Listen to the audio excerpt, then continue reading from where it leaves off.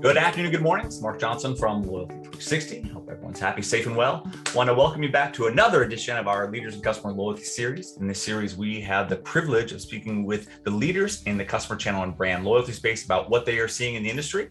Today, we have the pleasure of speaking with Sabrina Lillew. She's the Vice President of Loyalty Programs and Partnerships at Accor. Sabrina, how are you today?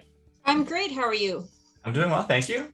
For those that we speak with, we like to start these off at a little more personal level, just to get an understanding, a little bit of a background on you, what you do, a little bit of your history, at Accor and before, and also maybe a fun fact about yourself, a passion you have, something of interest. So we'd love to know that as well. Sure. So I've been in the hospitality industry, and actually, I guess first fun fact, with the same company for over 30 years now. So the last 15 years of my career have really been dedicated to loyalty. And in my current role as VP, I oversee an amazing team of loyalty experts who execute the loyalty and partnership strategies for North and Central America and really ensure that we are bringing the program to life for our members in the region. Another fun fact would be that I curl. My husband and I curl in the winter season in a Saturday evening social league. Something that I love to do, never thought I would, but I tried it out and absolutely enjoyed it. And some people come and say it's not a real sport, but it is. It's definitely harder than it looks. You actually have to pick how much of those, what would they call, what are the curling things you slide? How heavy are those? The curling rocks, I think, are about 30 pounds or something like that. I'm not entirely sure, but it's a good workout because if you're sweeping, it gives new appreciation. If you watch it on TV, it doesn't do justice between they have to be incredible athletes and strategize. And it's kind of like billiards where you have to figure out the angles. I don't profess to be good at it, but it's just something that I enjoy doing in the winter season. Well, that's good. That's interesting. Curling and hockey seem to be the kind of the steadfast passions of most Canadians, which is good. Yeah. Unless you're a Habs fan, they're now the Avalanche, which I'm a big fan of. So you hopefully weren't a Montreal Habs fan, but that's they've been gone for 20 years. I'm not. I have to say I kind of follow my husband's lead, and he's into the Seattle Kraken. So okay, there you go. I take his lead on those things. Okay. So for those who may not be familiar with Accor, can you give us a little detail on the organization, kind of the company, a little history, and kind of what your focus is now? Yeah, so Accor was actually founded by two friends who opened up their first Novotel in Paris back in 1967. So, it's a company that has a rich history. And since then, it's grown to become one of the world leading hospitality groups. Today, we have over 5,300 properties and over 10,000 F&B venues throughout 110 countries worldwide. And I would say we have one of the most diverse and fully integrated hospitality ecosystems. We have more than 40 hotel brands ranging from luxury to economy. We have entertainment and nightlife venues, restaurants and bars. We also have private residences, shared accommodation, concierge services, co-working spaces. So we have a lot of everything. And I do recognizing that not everybody may know the name Accor. I believe you would be familiar with some of our notable brands in the region, particularly in North America, which would be Fairmont, Sofitel. We have a new Raffles in Boston opening up soon, 21C, SLS, One Fine Stay are just some of the brands that we represent. That's awesome. I saw that you recently launched Accor Live, kind of a limitless program, a loyalty program. Can you tell us a little bit more about the program, what went into the design of the program, and what you're expecting to see, coming out of the program? Yeah, so what I think I'll do is I'll start by giving you a bit of background of the journey of kind of how to where we got to today. So Accor only introduced its first multi-brand global loyalty program, which was known as A Club, back in 2008. So our program is about 20 years younger than the rest of our competitors. The program name was then changed to Le Club Accor Hotels because we wanted to support our distribution platform, which at the time was known as AccorHotels.com.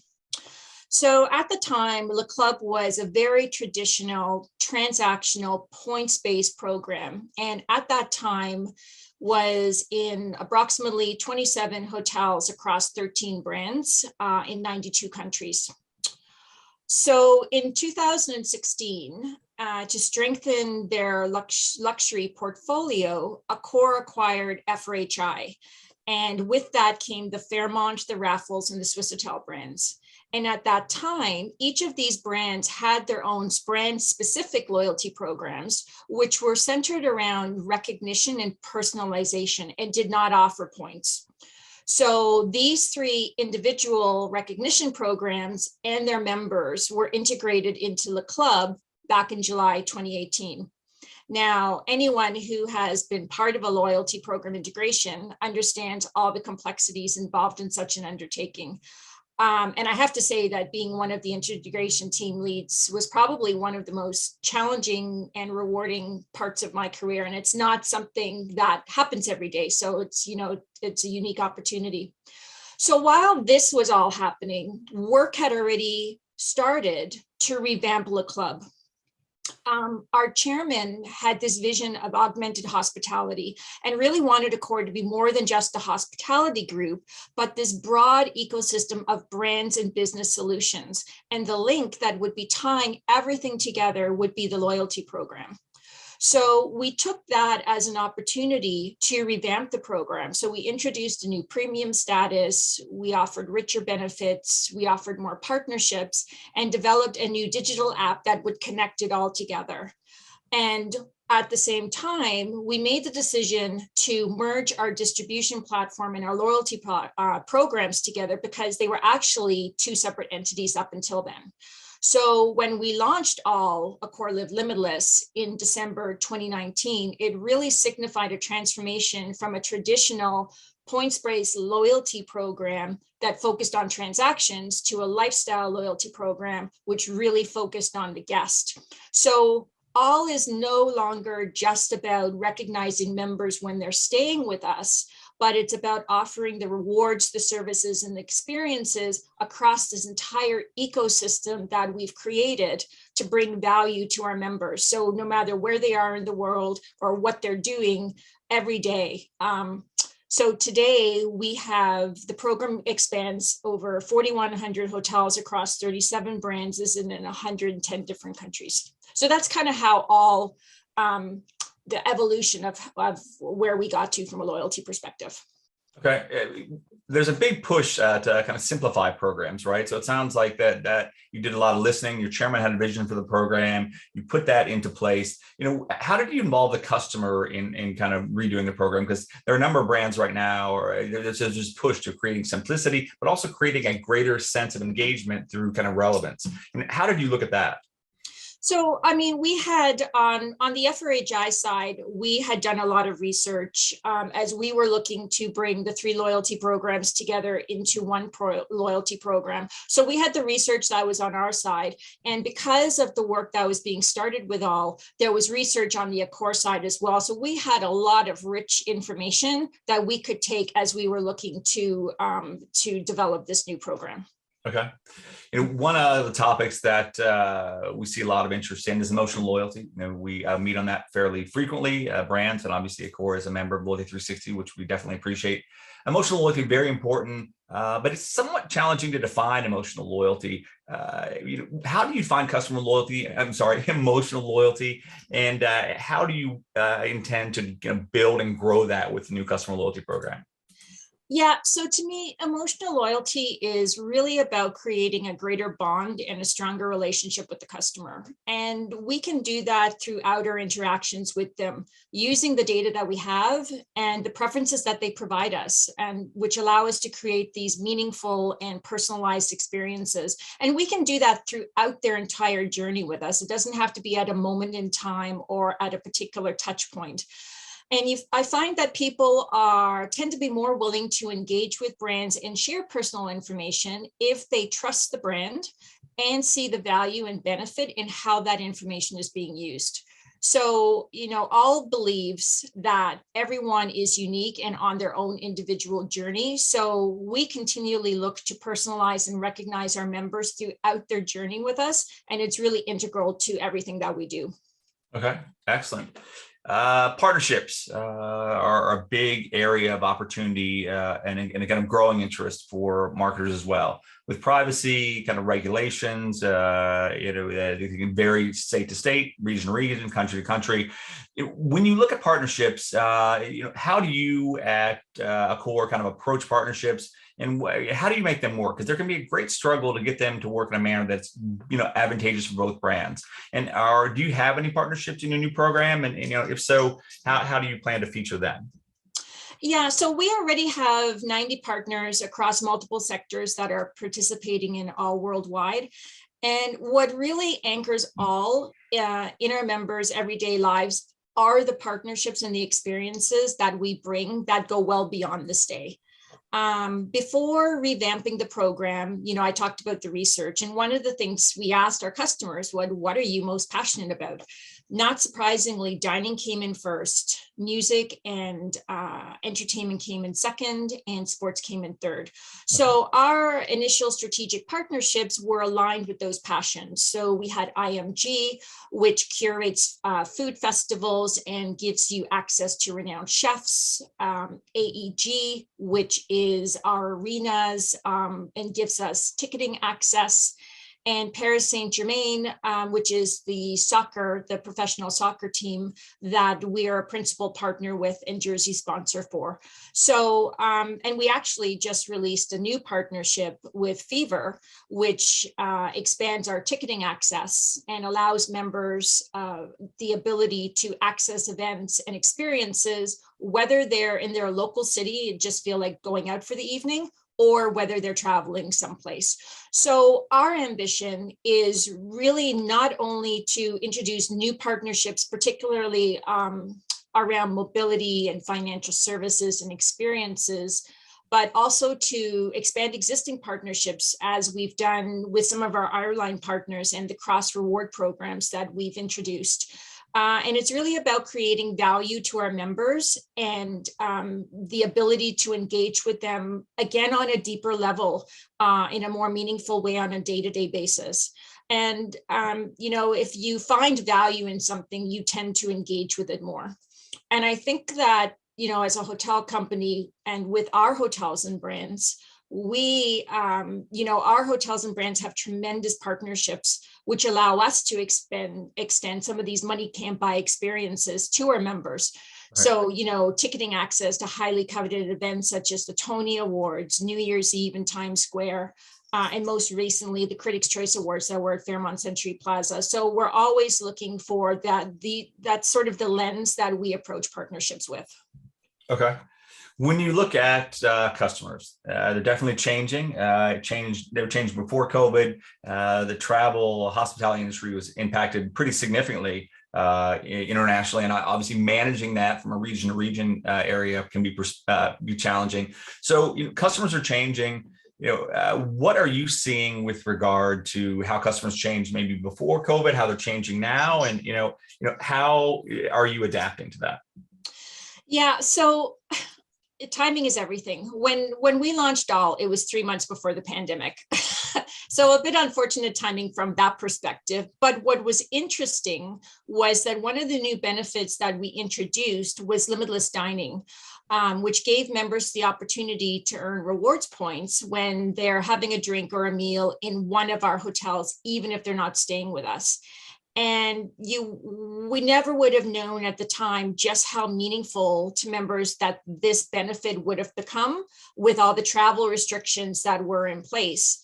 It allowed them to still engage in our hotels, as restrictions lifted, and have the ability to earn rewards points and engage with our brands and in our program in doing so.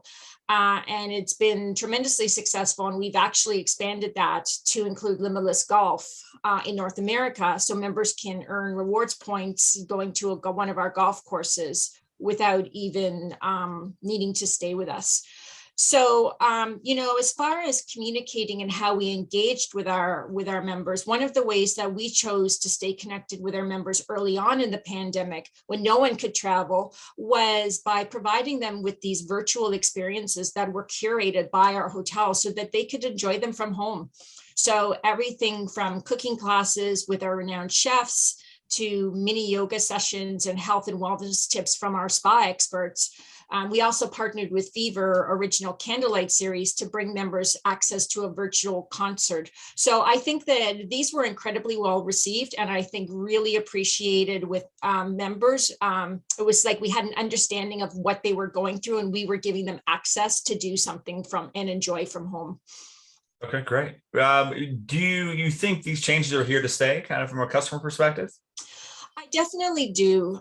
Before the pandemic, we were already starting to see an evolution in loyalty programs to mirror the shifting customers' needs and expectations. Customers are no longer looking for transactions. They're really looking for unique experiences, Instagrammable moments, and things that they are passionate about. And I think when people were stuck at home, it accelerated the mindset that experiences are far more valuable than things. And, now more than ever, people want to get out there and travel, explore. They want to immerse themselves in these experiences that create long-lasting memories, experiences that are going to enrich their lives and make them feel like the best versions of themselves. So I do feel that a successful loyalty program will be one that can adapt to these customers' quickly changing expectations and be able to deliver on these types of experiences that they're seeking. It's interesting. Are customers starting to kind of travel longer distances now? I know for a period of time during COVID, there were shorter stays, maybe staycations, and I think you did some unique things in that regard. Are you starting to see kind of travel open back up, at least on the kind of the family leisure side of the house? Yeah, we definitely are. We are definitely starting to see an increase. It was, the trend was to tend to stick closer to home, but the guests are definitely venturing out more. And, I don't know if you've been in an airport lately, but I've just started traveling again myself. And, the airports are busy, they're packed. Yeah. So, there's this pent up demand that people want to get out there and get on the road. And I think that just goes to show that, they really are, looking for these experiences that they can tap into. That's excellent. And the last question I have, somewhat self-serving, what can Loyalty360 do to help you and your team with your customer loyalty journey? So I think first off, we appreciate everybody at Loyalty360. I think you guys give us a tremendous opportunity to connect and network with loyalty specialists from across different sectors. And I think it's always very interesting to share ideas and hear what other companies are doing in the other sectors. I think the research and insights and the trends that you guys share with us as well, are seeing and hearing and pass along to the members is tremendously helpful. And we can use this as we're thinking about how we're going to continue augmenting our programs, because I do think loyalty programs are ones that are going to keep augmenting themselves and keep, growing and expanding as they go along. So really appreciate everybody there and thank you guys for all the great insights that you share with us. Absolutely. Thank you very much for that feedback. That's great to hear. Well, this has been a very interesting interview. One of the things I like about you is the passion you have for the brand, obviously staying there as long as you have and doing some great work and transforming the program through a rough time. It's great to hear what you are doing and kind of the direction, and look forward to hearing more from you and Accor throughout the remainder of the year. Great. Well, thanks for having me. Absolutely. Thank you everyone for taking the time to listen today. Make sure you join us back again for another edition of our Leaders in Customer Loyalty series. Have a wonderful day.